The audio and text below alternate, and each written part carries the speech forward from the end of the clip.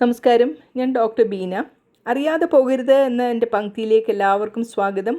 ഇന്നത്തെ എപ്പിസോഡിൽ ആത്മവിശ്വാസം എന്താണെന്നും അത് കൂട്ടാൻ നമ്മൾ എന്ത് ചെയ്യണമെന്നും നമുക്ക് നോക്കാം. ആത്മവിശ്വാസം എന്നത് വ്യക്തിയുടെ സ്വന്തം കഴിവുകളിലും തീരുമാനങ്ങളിലും ഉള്ള വിശ്വാസമാണ്.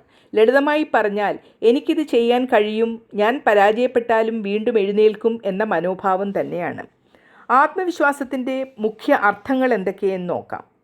സ്വയം വിശ്വസിക്കൽ നടത്തുക, മറ്റുള്ളവർ എന്തു പറഞ്ഞാലും സ്വന്തം കഴിവുകൾ തിരിച്ചറിയുകയും അംഗീകരിക്കുകയും ചെയ്യുക, ഭയമുണ്ടായാലും അവസരങ്ങളെ പരീക്ഷിക്കാൻ തയ്യാറായി സാഹസികമായ മുന്നേറ്റം നടത്തുക, തെറ്റുകൾ വന്നാലും അവയിൽ നിന്ന് പഠിച്ച് മുന്നോട്ട് പോവുക, അങ്ങനെ പരാജയം ഏറ്റെടുക്കൽ നടത്തുക.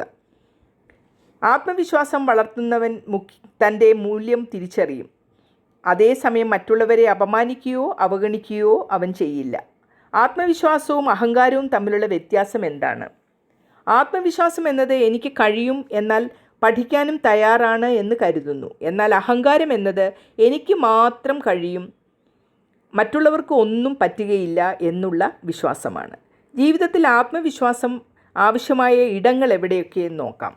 പഠനത്തിലും ജോലി സാധ്യതകളിലും ബന്ധങ്ങളിലും സാമൂഹിക ജീവിതത്തിലും പ്രതിസന്ധികൾ നേരിടുന്നതിലും പുതിയ തീരുമാനങ്ങൾ എടുക്കുന്നതിലും ഉള്ള ഇടങ്ങളാണ് ആത്മവിശ്വാസം ആവശ്യമായിട്ട് വരുന്നത്.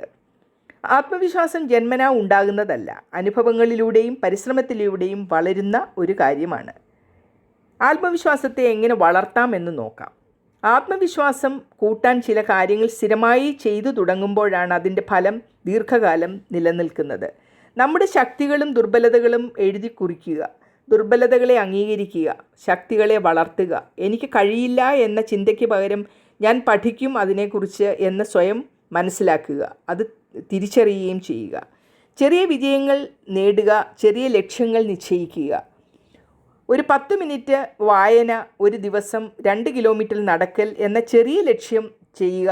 അതിനുശേഷം പതിയെ പതിയെ അത് കൂട്ടുക. അത് നടന്നു കഴിയുമ്പോൾ സ്വയം അഭിനന്ദിക്കുക. ചെറിയ വിജയങ്ങൾ ഒരുമിച്ച് വന്നാൽ വലിയ ആത്മവിശ്വാസം നമുക്കുണ്ടാകും.